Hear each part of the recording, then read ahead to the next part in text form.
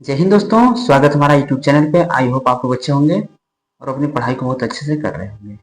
ठीक दोस्तों, तो आज हम लोग शुरू करेंगे क्योंकि इधर 2 दिन से लेक्चर नहीं आ रहा था वीडियो, क्योंकि थोड़ा सा लाइट वाइट की प्रॉब्लम थी, इसीलिए नहीं आ रही थी। लेकिन अब रेगुलर आएगी। ज़्यादा समय नहीं बचा है हम लोग के पास और टेट की तैयारी हम लोग कर ही रहे थे। तो पर्यावरण अध्ययन ईवीएस जो आता है, हिंदी हमने पूरा अच्छे तरीके से करवा दिया था। ये आज 2014 का हम लोग करेंगे। 2014 जो पेपर हुआ था यूपी टेट का हम लोग करेंगे। ठीक, तो आज हम लोग करेंगे 2014 का। ठीक, जो ईवीएस है, यानी कि ईवीएस को हम लोग देखेंगे पर्यावरण अध्ययन को। चलिए, ज़्यादा इधर उधर बातें ना करेंगे, मेन मुद्दे पर आएंगे और अच्छे तरीके से एक एक पॉइंट को समझते चलेंगे। चलिए, पहला क्वेश्चन करा है 121 से आपका पर्यावरण शुरू होता है। ठीक, 121 से 150 यानी कि 150 तक जाएगा। चलिए, पहला क्वेश्चन करा है कि निम्नलिखित भारतीय राज्यों में से किस राज्य की कोई समुद्री सीमा नहीं है। इसमें आपको समुद्री सीमा पूछा है, तो ज्योग्राफी से क्वेश्चन आपको बना है। ठीक, तो देखिए आपका ऑप्शन राइट हो जाएगा, सी। सी राइट होगा। ठीक, आगे बढ़ेंगे हम लोग, थोड़ा सा समझते चलेंगे, एक्सप्लेन को भी एक नजर देखते चलेंगे। राजस्थान एक स्थल करेक्ट स्थल बुद्ध करेक्ट स्थलबद्ध राज्य है, सॉरी स्थलबद्ध राज्य है। इस राज्य की सीमा समुद्र से नहीं मिलती है। गुजरात, गोवा तथा महाराष्ट्र के पश्चिमी समुद्री तट पर स्थित बंदरगाह राज्य है। ये मतलब कि देखिए, आपसे अगर पूछ सकता है कि समुद्री तट से कौन कौन लगने वाले राज्य हैं, तो गोवा, गुजरात हो गया, गोवा हो गया, महाराष्ट्र हो गया, ये पश्चिमी घाट पे यानी पश्चिमी समुद्री तट के बंदरगाह है। उम्मीद है कि आपको समझ में आया होगा। ठीक, चलिए आगे बढ़ेंगे हम लोग। क्वेश्चन नंबर 122 122 को देखेंगे हम लोग। किसी नदी के प्रदूषण स्तर की माप की जाती है, यानी किसी नदी में अगर प्रदूषण है तो उसको किससे माप किया जाता है, तो ऑप्शन आपका हो जाएगा सी। सी राइट होगा, बीओडी। अब बीओडी का फुल फॉर्म देखिए दिया है, बायोलॉजिकल ऑक्सीजन डिमांड। से किसी नदी में जल के प्रदूषण स्तर को मापा जा सकता है। आई होप आप लोग समझ गए होंगे और आपसे एक फुल फॉर्म भी पूछ सकता है। ठीक, आगे बढ़ेंगे हम लोग। क्वेश्चन नंबर कह रहा है कि 123 बता रहा है। 123 क्वेश्चन कर रहा है, कह रहे कि वायरस संक्रमण से होने वाला रोग, मतलब वायरस से होने वाला रोग है, आपका हो जाएगा इधर ऑप्शन सी राइट होगा, जुकाम। जुकाम जो है वायरस के कारण होता है। ठीक, चलिए समझते चलेंगे, एक्सप्लेन को थोड़ा अच्छे से देखेंगे क्योंकि यहाँ से एक एक पॉइंट क्लियर हो जाएगा हम लोगों का। जुकाम वायरस से होने वाला संक्रमण है, जबकि टाइफाइड, कलरा तथा मलेरिया जल जल जनित रोग है, यानी ये अगर दूसरे जल पीते हैं तो ये सब बीमारी होती है। जुकाम ऊपरी श्वसन तंत्र का आसानी से फैलने वाला संक्रामक रोग है। इसके लक्षणों में खांसी, गले की खराश, नाक का स्राव और ज्वर आता है। यह आमतौर पर एक सप्ताह में समाप्त हो जाता है। इसका मुख्य विषाणु राइनोवायरस। ये उम्मीद होगी आप लोग को समझते हैं, यानी कि जुकाम किससे होता है, विषाणु से होता है। चलिए आगे बढ़ेंगे हम लोग, आगे क्वेश्चन देखेंगे। क्वेश्चन नंबर 124 करा है। 124 में देखेंगे, भारत में कृषि को प्रभावित करने वाला मौसम का सबसे महत्वपूर्ण तत्व है। तो आपका ऑप्शन राइट होगा डी, वृष्टि।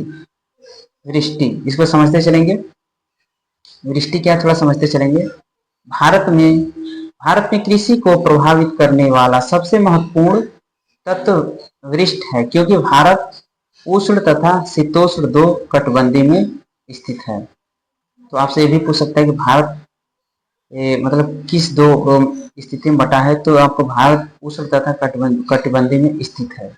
आई होप आपको समझ में आए। आगे बढ़ेंगे हम लोग, क्वेश्चन नंबर 124 हो गया। आप देखते हैं 125, क्वेश्चन नंबर 125 को देखेंगे। क्वेश्चन नंबर 125 अब देखिए क्या कर रहा है। क्वेश्चन नंबर 125 को अच्छे तरीके से देखते चलेंगे। चलिए, क्वेश्चन नंबर 125 कर रहा है कि वायुमंडल की सबसे ठंडी परत कौन सी है। वायुमंडल की सबसे ठंडी परत होगी आपकी, ऑप्शन बी हो जाएगा मध्यमंडल। अब इसको समझते चलेंगे थोड़ा सा। वायुमंडल की सबसे ठंडी परत मध्यमंडल है, क्योंकि मध्यमंडल तक वायुमंडल का तापमान गिरता है तथा मध्यमंडल के बाद वायुमंडल का तापमान बढ़ने लगता है। मध्यमंडल के मध्य सीमा पर तापमान गिरकर -80 सेल्सियस तक पहुंच जाता है। ये उम्मीद होगी आपको समझ में आया होगा, इसको आप देख सकते हैं। ठीक, आगे बढ़ेंगे। क्वेश्चन नंबर 126 कह रहा है, निम्नलिखित में से कौन सी एक ग्रीन हाउस गैस है। अब इसमें आपका देखिए पूछा है कि निम्नलिखित में से कौन सी एक ग्रीन हाउस गैस है, तो ऑप्शन आपका डी हो जाएगा, राइट, मीथेन। ठीक, यहाँ समझते चलेंगे थोड़ा सा अच्छे तरीके से। ग्रीन हाउस गैस वे गैस हैं जो पृथ्वी के तापमान को बढ़ाने में सहायक होती हैं। प्रमुख ग्रीन हाउस गैस जैसे मीथेन हो गया, इसका फार्मूला है CH4 carbon dioxide, CO2 nitrous oxide, N2O तथा क्लोरोफ्लोरोकार्बन। तो ये आप देख सकते हैं, ये सब क्या है आपके ग्रीन हाउस गैस की प्रमुख गैस हैं, तो ये आप ध्यान दे सकते हैं। ठीक, चलिए तो आगे बढ़ेंगे हम लोग। अब देखिए इसमें मीथेन दिया है, तो आपको अगर यहाँ से भी अगर दे दे तो आप इसको पहचान सकते हैं, इसीलिए एक्स्ट्रा पॉइंट दिया, इसको आप ध्यान से देख सकते हैं। आगे बढ़ेंगे हम लोग। क्वेश्चन नंबर 127 को देखेंगे। भारत में प्रोजेक्ट टाइगर की शुरुआत हुई, मतलब भारत में प्रोजेक्ट टाइगर की शुरुआत कब हुई थी, इसको देखते हैं हम लोग।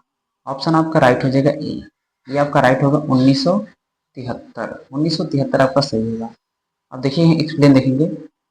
बाघों की घटती संख्या को रोकने तथा बाघों के संरक्षण के लिए भारत सरकार 1 अप्रैल 1973 को, अब देखिए यहाँ से क्वेश्चन पूछ भी सकता है कि मतलब कि प्रोजेक्ट टाइगर कब से शुरुआत कब मनाया जाता है, तो आपको याद होना चाहिए 1 अप्रैल 1973 को प्रोजेक्ट टाइगर की शुरुआत हुई। इस प्रोजेक्ट की शुरुआत जिम कार्बोनेट नेशनल पार्क यानी उत्तराखंड से हुई। अब आपसे क्वेश्चन ये भी पूछ सकते हैं जिम कार्बोनेट नेशनल पार्क कहाँ किस राज्य में है, तो आपको याद होना चाहिए उत्तराखंड में है। तो उम्मीद होगी आपको ये चीज समझ में आया होगा। चलिए आगे बढ़ेंगे। क्वेश्चन नंबर 128, क्वेश्चन नंबर 128 कह रहा है कि पृथ्वी तल पर उस काल्पनिक रेखा को क्या कहते हैं जो 180 डिग्री मेरिडियम या मियोत्तर पर खींची है, तो ऑप्शन है आपका हो जाएगा ए, आपका राइट होगा, अंतरराष्ट्रीय तिथि रेखा। अब इसको समझते चलेंगे। पृथ्वी तल पर 180 डिग्री मेरिडियन या मियोत्तर रेखा जो काल्पनिक रेखा है उसे अंतरराष्ट्रीय तिथि रेखा कहते हैं। देखिए यहाँ पे एक एक पॉइंट अच्छे से लिखा हुआ है। ठीक, इस रेखा से पृथ्वी को पूर्वी एवं पश्चिमी देशांतर क्षेत्र में बांटा जाता है। आपसे भी क्वेश्चन पूछ सकता है कि अंतरराष्ट्रीय तिथि रेखा जो है उसको पृथ्वी को किस दो दिशाओं में बांटा जाता है, तो पूर्वी और पश्चिमी देशांतर में बांटा गया है। तो ये चीज आप ध्यान रखिएगा। आगे बढ़ेंगे हम लोग, नेक्स्ट क्वेश्चन देखते हैं। Next question number 129। अब क्वेश्चन कर रहा है कि निम्नलिखित में से किस राज्य में गल्फ ऑफ मन्नार मेरीन राष्ट्रीय पार्क स्थित है।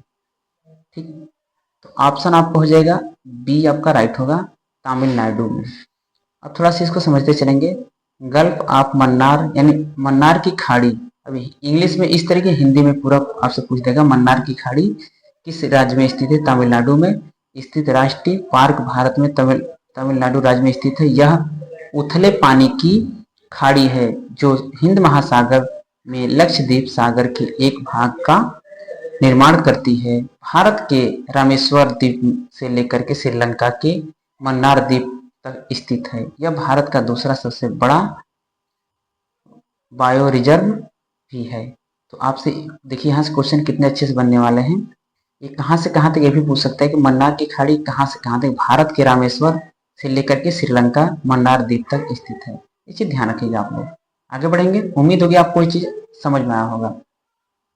क्वेश्चन नंबर 130 देखते हैं हम लोग। कह रहे कि जनगणना 2011 के अनुसार भारत में लिंगानुपात है, तो ऑप्शन आपका हो जाएगा राइट, आपका ए राइट हो जाएगा ऑप्शन, यानी 940 अनुपात 1000। कह रहे कि यहाँ देखिए एक्सप्लेन को देखेंगे। 2011 की जनगणना के अनुसार भारत में स्त्री पुरुष लिंगानुपात 943 अनुपात 1000 है। तो उम्मीद होगी आपको एक चीज याद होना चाहिए। चलिए आगे बढ़ेंगे हम लोग। क्वेश्चन नंबर 131 देखेंगे। कह रहा है कि निम्नलिखित में से किस किस एक प्राणी को किसान का मित्र कहा जाता है? तो इसको केचुआ को कहा जाता है। तो केचुआ को कहा जाता है। आई होप आप लोग समझ गए होंगे। चलिए देखते हैं इसको, एक्सप्लेन को अच्छे तरीके से देखते चलेंगे। 131 देखिए यहाँ दिया, अच्छे तरीके से समझते चलेंगे। केचुआ को किसानों का मित्र कहा जाता है क्योंकि केचुआ नीचे की मिट्टी को ऊपरी सतह तक लाने का कार्य करते हैं, जिससे मिट्टी और अधिक उपजाऊ हो जाती है। आई होप आप लोग समझ गए होंगे। चलिए आगे बढ़ेंगे हम लोग। क्वेश्चन नंबर 132, पर्यावरण को बचाने के लिए चिपको आंदोलन से कौन सा राज्य जुड़ा है? तो ये आपका हो जाएगा ऑप्शन सी यानी उत्तराखंड। ठीक, चलिए चिपको आंदोलन, अब देखिए समझते चलेंगे थोड़ा सा। ये आपका सी ऑप्शन राइट है। चिपको आंदोलन की शुरुआत वृक्षों के कटाव के विरुद्ध प्रसिद्ध पर्यावरण बिंदु सुंदरलाल बहुगुणा तथा चंडी प्रसाद भट्ट के नेतृत्व में उत्तराखंड के चमोली जिले में की गई थी। इस आंदोलन को वर्ष 1973 में प्रारंभ किया, यानी शुरू किया गया था। तो आपसे ध्यान रखिएगा, पूछ सकता है कि इसकी शुरुआत किसने किया था?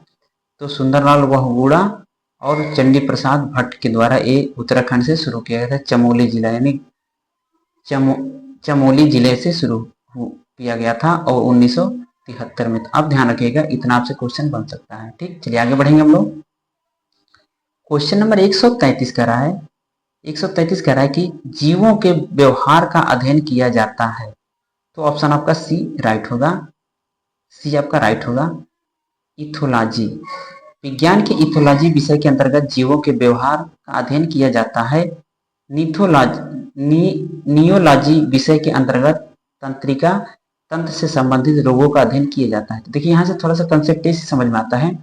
ये तो हो गया आपका जीवों के व्यवहार का अध्ययन, इथोलॉजी हो गया। लेकिन आपका देखिए यहाँ से ये नियोलॉजी जो है ये किस पे आता है? तंत्र से संबंधित रोगों के विषय में। तो आपसे एक एक्स्ट्रा पॉइंट बनता है, इसको आप ध्यान रखिएगा। चलिए आगे बढ़ेंगे हम लोग। क्वेश्चन नंबर देखेंगे हम लोग 134 को देखेंगे। समुद्री शैवाल किसका महत्वपूर्ण स्रोत है? तो आपका ऑप्शन सी राइट होगा, आयोडीन का। समुद्री शैवाल आयोडीन के प्रमुख स्रोत माने जाते हैं।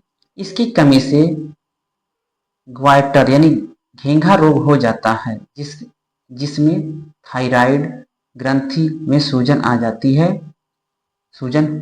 जाती है। समुद्री शैवालों में आयोडीन की प्रचुरता वाले शैवाल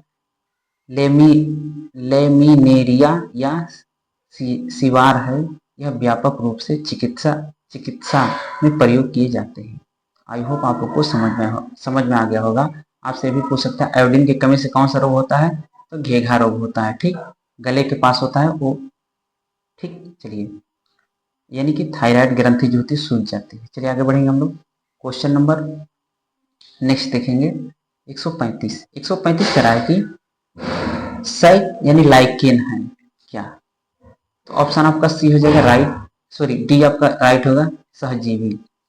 ऐसे जंतु, थोड़ा सा आगे बढ़ेंगे इसको अच्छे तरीके से, इसमें इंपॉर्टेंट पॉइंट दिया है, समझते चलेंगे। ऐसे जंतु या पौधे साथ रहकर एक दूसरे को लाभ पहुंचाते हैं, वे सहजीवी कहे जाते हैं। सही यानी लाइकेन प्रमुख सहजीवी है। वास्तव में लाइकेन निम्न श्रेणी की ऐसी छोटी वनस्पतियों का एक समूह है जो विभिन्न प्रकार के आधारों पर उगे हुए पाए जाते हैं। इन आधारों में वृक्ष की पत्तियां, प्राचीन दीवारें, भूतल, चट्टान और शिलाएं मुख्य है। करेक्ट, उन्हीं पर उगती हैं। शैवाल बहुरंगी होते हैं। इन शैवाल कैसे होते हैं? बहुरंगी होते हैं। लाइकेन दो वनस्पतियों का समूह है जिसमें एक शैवाल और एक कवक होता है जो सहचर्य पर आधारित है। उम्मीद होगी ये चीज आपको समझ में आया होगा। जिससे उसको आम भाषा में उसको काई बोलते हैं, लाइकेन को। ठीक, चलिए आगे बढ़ेंगे हम लोग। थोड़ा समझते चलेंगे। 136 सीएनजी का ईंधन के रूप में किसमें इस्तेमाल होता है? तो आपका हो जाएगा ऑप्शन डी, आपका राइट हो जाएगा, वाहनों एवं उद्योगों में। आप थोड़ा समझते चलेंगे। सीएनजी कंप्रेस्ड नेचुरल गैस का प्रयोग वाहनों एवं उद्योग ईंधन के रूप में किया जाता है। आई होप आप लोग को समझ में आएगा। आगे बढ़ेंगे हम लोग। क्वेश्चन नंबर 137 करिए, पर्यावरण जागरूकता का किसके द्वारा सृजन किया जा सकता है? तो इसको समझते चलेंगे, किसके द्वारा? 137 तो आपका हो जाएगा, देखिए ऑप्शन आपका बी राइट होगा, यानी कि बी। देखिए एक्सप्लेन को समझ लेंगे अच्छे तरीके से। कह रहे हैं कि विद्यार्थियों में पर्यावरण जागरूकता का सृजन करने के लिए उनके क्षेत्रीय भ्रमण कराना चाहिए, जिसके तहत उनको वास्तविक पर्यावरण व मानव जीवन में उनकी उपयोगिता का ज्ञान होगा तथा पर्यावरण संरक्षण के लिए प्रोत्साहित होंगे। तो आई होप आपको समझ में आएगा। आगे बढ़ेंगे हम लोग। क्वेश्चन नंबर 138 एलपीजी किसका संक्षिप्त रूप है? तो ऑप्शन आपका सी राइट होगा, लिक्विड पेट्रोलियम गैस। चलिए आगे बढ़ेंगे हम लोग। ये देखिए अच्छे तरीके से एक्सप्लेन दिया है, ठीक, तो इसको आप देख सकते हैं। आगे बढ़ेंगे हम लोग, थोड़ा सा टाइम कम है, जल्दी क्वेश्चन करना है हम लोगों को। 139 कह रहा है कि पृथ्वी पर पहुंचने से पहले ओजोन परत किन किरणों को अवशोषित करती है? तो ऑप्शन हो जाएगा आपका सी, परावैंगनी किरणें। ठीक, चलिए आगे बढ़ेंगे हम लोग, आगे बढ़ेंगे। ठीक, अब देखिए क्वेश्चन नंबर 140 कह रहा है, चमगादड़ स्तनधारी है क्योंकि वह उड़ता है, रात्रिचर है, शाकाहारी है, बच्चे देता है। तो ऑप्शन आपका डी राइट हो जाएगा, बच्चे देता है चमगादड़। कह रहे जीव वैज्ञानिकों ने चमगादड़ को स्तनधारी वर्ग में रखा है क्योंकि चमगादड़ बच्चे को जन्म देती है तथा उन्हें दूध पिलाती है।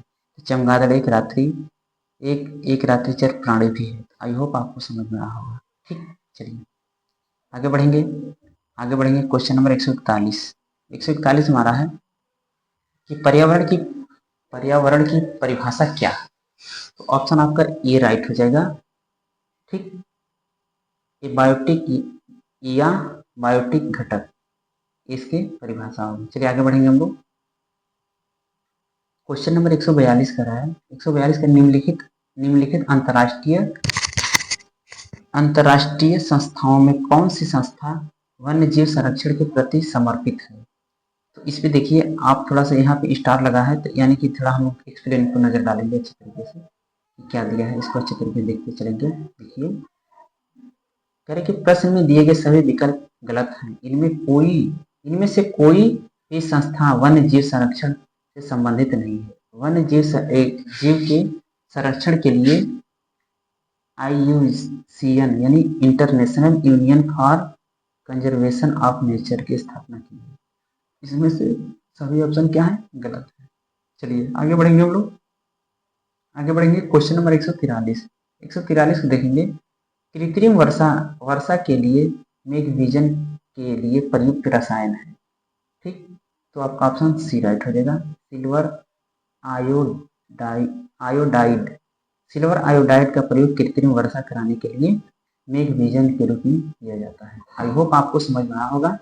चलिए आगे बढ़ेंगे। क्वेश्चन नंबर 144 को देखेंगे। क्वेश्चन नंबर 144 कर रहा है, देखिए क्वेश्चन नंबर 144 कर रहा है कि बायोडीजल तैयार किया जाता है।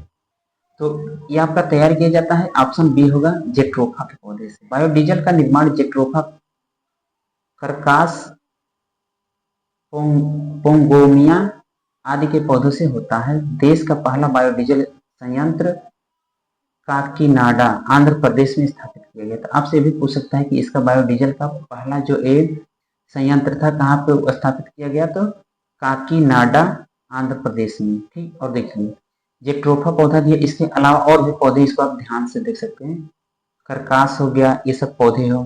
ठीक, तो आप ध्यान से देखिएगा, आप हो सकता है जेट्रोफा ना देख करके आपसे ये सब पूछ ले। चलिए आई होप आपको समझ में आया होगा। क्वेश्चन नंबर आपका है 145 का विश्व ओजोन दिवस कब मनाया जाता है? तो ये आपका मनाया जाता है, ऑप्शन बी हो जाएगा, 16 सितंबर को। विश्व ओजोन दिवस पूरे विश्व में प्रत्येक वर्ष 16 सितंबर को मनाया जाता है। यह दिवस ओजोन संरक्षण के जागरूकता के लिए मनाया जाता है। आई होप आप लोग को समझ में आया होगा। चलिए आगे बढ़ेंगे हम लोग। क्वेश्चन नंबर 146 का है सिल्वी कल्चर संबंधित है। अब देखिए ऑप्शन आपका ए हो जाएगा राइट, वन एवं वन उत्पादन। सिल्वी कल्चर के अंतर्गत वन एवं वन सामग्री का उत्पादन किया जाता है। चलिए आगे बढ़ेंगे हम लोग। उम्मीद होगी आपको समझ में आया होगा। क्वेश्चन नंबर 147, निम्नलिखित में से किस जनपद में चंद्रप्रभा वन्यजीव अभ्यारण्य स्थित है? तो ये आपका ऑप्शन बी राइट होगा, चंदौली में। ठीक, थोड़ा समझ लेते हैं इसको। उत्तर प्रदेश के चंदौली जिले चंद्रप्रभा वन्यजीव अभ्यारण्य स्थित है। चंद्रप्रभा वन्यजीव अभ्यारण्य की स्थापना 1957 में हुई। ठीक, इस अभ्यारण्य में विभिन्न प्रकार के जीव जंतु पाए जाते हैं। ये आप ध्यान दे सकते हैं, यूपी में है, उत्तर प्रदेश में है। तो आपसे पूछ भी सकता है कि चंद्रप्रभा वन्यजीव अभ्यारण्य किस राज्य में है, तो आपको याद होना चाहिए। ठीक, राज्य उत्तर प्रदेश है, जिला पे चंदौली। चलिए, और स्थापना अगर आपसे पूछे तो 1957। चलिए आगे बढ़ेंगे हम लोग। क्वेश्चन नंबर 148 कह रहा है निम्नलिखित में से कौन कौन द्वितीय श्रेणी का उपभोक्ता है? तो ऑप्शन आपका बी राइट हो जाएगा, सांप।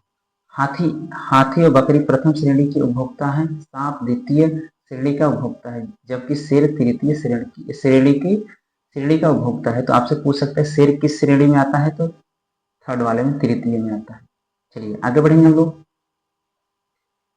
क्वेश्चन नंबर 149 कह रहा है कि झूम खेती होती है।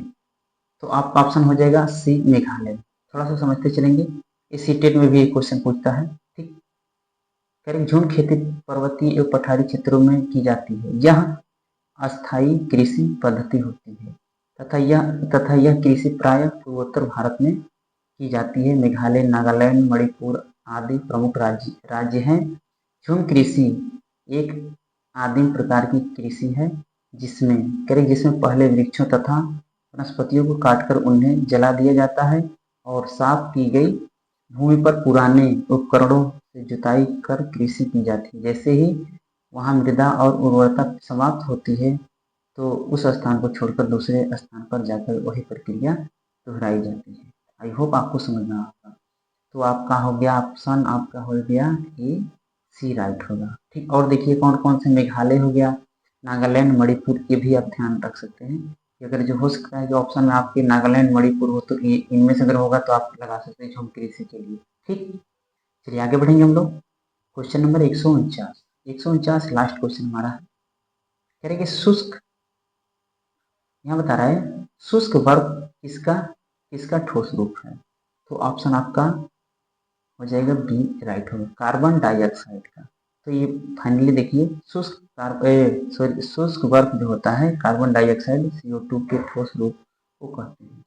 तो उम्मीद होगी ये चीज आपको समझ में आ होगा। ये था ईवीएस का 2014 का। ठीक, इस तरीके से थोड़ा सा हम लोग स्पीड में करेंगे और क्वेश्चन को करने की कोशिश करेंगे और प्रीवियस से ये पता चलेगा कि किस किस टॉपिक से कितने क्वेश्चन बने हैं और अपने नोट्स को रिवीजन करेंगे तो हमारा बेहतर हो जाएगा। ठीक, तो उम्मीद होगी आपको समझ में आया होगा।